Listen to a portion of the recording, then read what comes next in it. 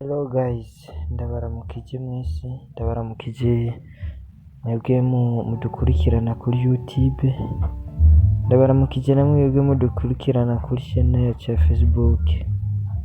Ego rero nagomba ndabasabe ubugira kandi umuntu utarakora subscribe umuntu utarakora j'aime tugomba tugusabe mu buryo bwo kudushigikira ukore subscribe, ukore j'aime, ukore follow wazi kuri Facebook. Ego mwaba mudufashije nonaha. Rero guys, turabashimiye cyane nonaha ku buryo dukurikirana guys. Ego mushishikare kugubwa neza. Okay rero ikigo cy'uyu munsi tugiye kuraba ukuntu ushobora kwandikira umuntu ururimi kanaka, ushaka uri kuyaga n'umuntu avuga igifaransa, icyongereza, ukavyandika mu rurimi rwawe rw'ikirundi bitagoranye, ugashaka kumubwira ibintu mukayaga. Ariko guys, ni mu gihe we uba wumva igifaransa utazi gucandika. Ego canke naho nubwo utoba ukizi, turaza gukoresha uburyo bwumvikana. Urashaka kwandikira umuntu igifaransa, hanyuma ivyo yakwandikiye ukabikonvertisa mu kirundi, ugatahura icyo yashatse kukubwira, nawe ugaca umusubiza. Rero guys, biraza kubasaba ko muba mufise application bita, ngenda yibereke gato, birabasaba ko muza kuba mufise iyi application. Sorry gato, mutwihanganire, birabasaba ko muba mufise iyi application mubona hano yitwa ChatGPT. Iyi nyene application biza gusaba ko dukoresha. Iyo naho nahandi wayikura, urasimbira kuri Play Store.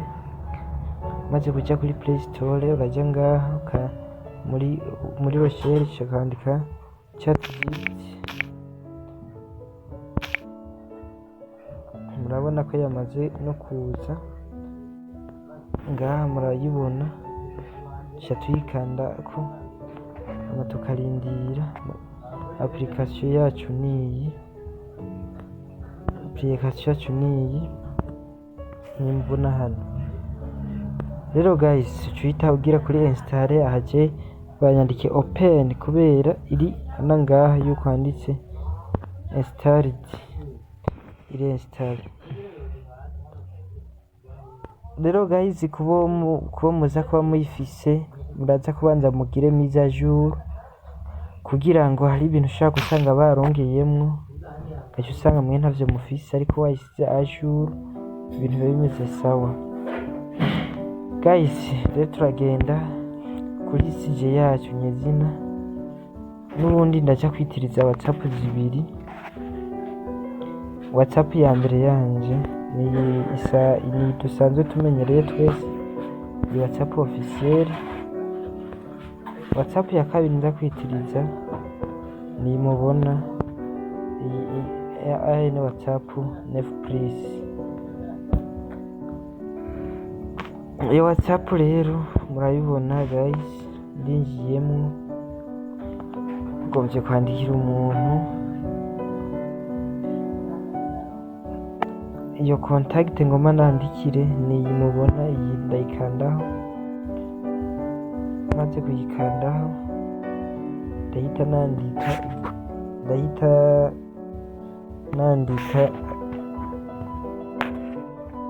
nkanda ngaha mubona, ndahabereka. Sorry gato kuvyitayemwo, mutwihanganire. Ndahita nkanda ngaha mubona,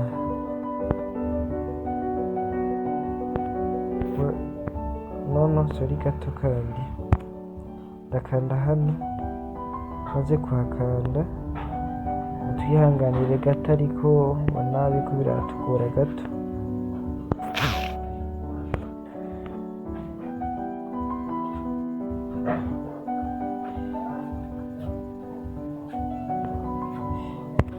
Okay guys, ndahita nkanda ngaha mubona aha mubona udukari tune, maze kuhafyonda murabona ko banzaniye ivyo, ncaza nkakanda ngaha kuri translate, maze kuhafyonda kuri translate bahita banzanira guys akandi gataburo, ngira murabibona. Rero guys, urahita ukanda ngaha mubona aha, munyihanganire gato mbona biguma bigenda. Okay, urahita ukanda ngaha abona handitse French, aho uhashyira ururimi uba wifuza gushwazisara, hariho Ikinyarwanda, Esperanto, English, akarorero na mperefere Icongereza. Aha hambere guys hamubona aha nta kintu uhindura, uhareka uko, maze ucuzaho ngaha muri text ukandika, ndandika ikirundi bashyiriye mu Congereza, nandike akarorero mwiriwe mugenzi wanje,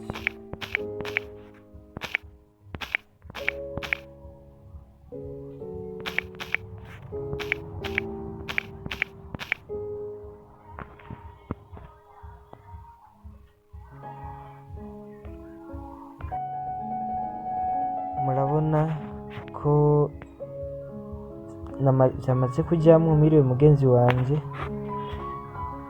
maze murabona ko nanditse ikirundi, murabe hano mwese aha murabe nanditse ikirundi, ariko ngaha muri hajya twandikira hacyajayo Icongereza.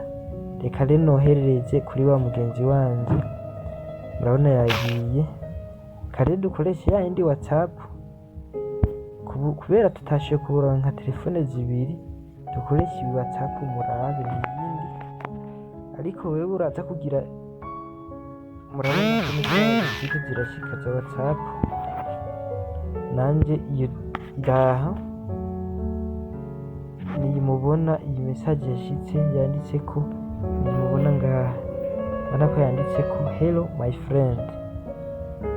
Rero guys, mu gihe utazi Icongereza ucuza gufyondaho ugumizeko, uco fyonda ngaha mubona buno buntu butatu, ubukwego burungu butatu, maze kuhafyonda nitugira copy, barana ko bakweretse message copy, uco uhita uva muri WhatsApp uje muri ya application yacu ya ChatGPT, maze kuyiteresharija uraza gushiramo email yawe, ugire inscription, maze umaze kugera hano byose uzakuba wabikoze, uza guca wandika handitse message, murahabona mwese ngaha aha urahita uhandika mu gifaransa giketi wanje, muraraba nanje nanditse dis-moi en Kirundi la phrase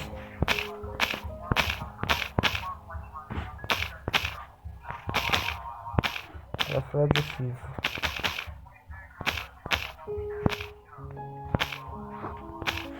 Uhita ugira utuburungu tubiri, hamucuga umukanzeko, kumufyonzeko, ukora ngaho hariko hari akantu k'uburadanje, kumukanzeko tugira kuri aha mubona aha kuri paste, maze kugira paste urana ko kamwe twakora muri WhatsApp kaje, hamuca ukanda ngaha aha mubona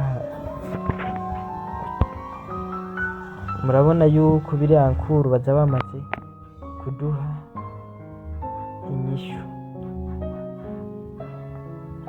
Mubona rero ko inyishu kubera igihe ikirundi cyacu kidakaze babiduhaye mu Kinyarwanda, ya nyishu yacu niyi.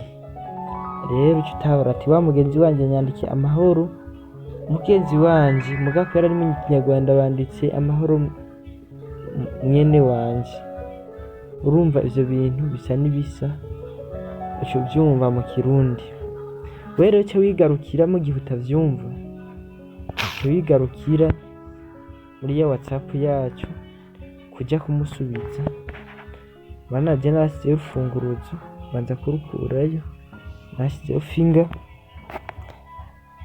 Okay, kumusubiza nababwiye yuko ufyonda ngaha muri message hama ukacuza ukafyonda mwabona ubuntu ngaha ubuntu bune ko nibaza ko ari uti maze kubufyonda ucuza ngaha kuri translate ngira murahabona kakandaho mubona yuko kandi naho nyene ni mu Congereza mwishura akarorero twabonye ko ari amahoro mugenzi wanje urashaka kumwishyura ati amahoro mugenzi.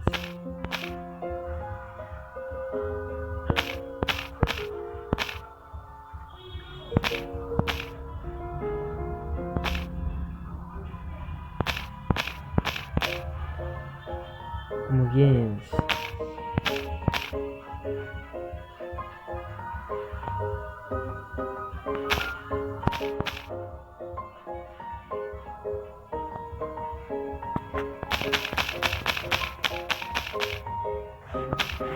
amahoro cyane mugenzi.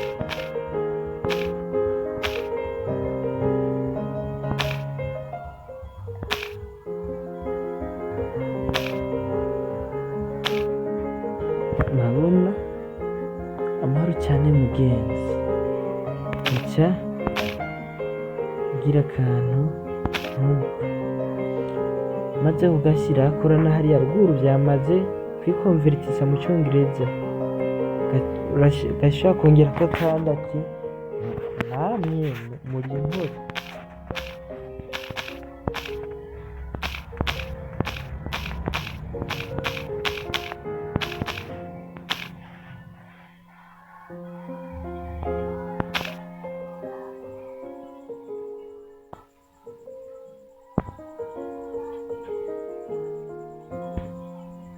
muri impore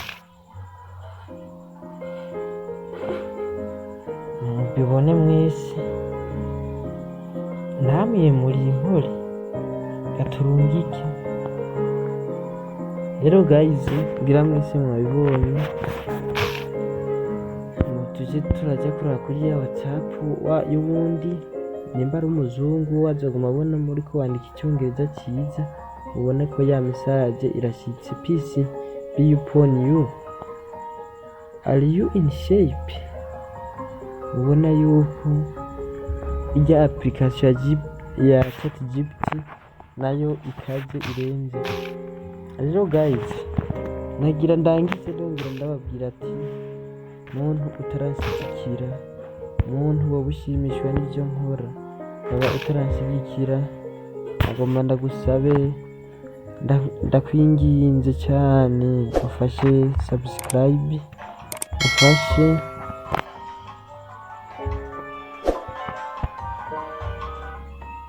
ufashe ukore partage kuri Facebook, mukore followers, mukore partage, mukore share na comment. Kandi nibaze ko ivyo bintu atacyo byaba bitwaye wifashije wabufashije wabugize neza. Rero naho utaha umwami Yesu nabampezagirire murakoze.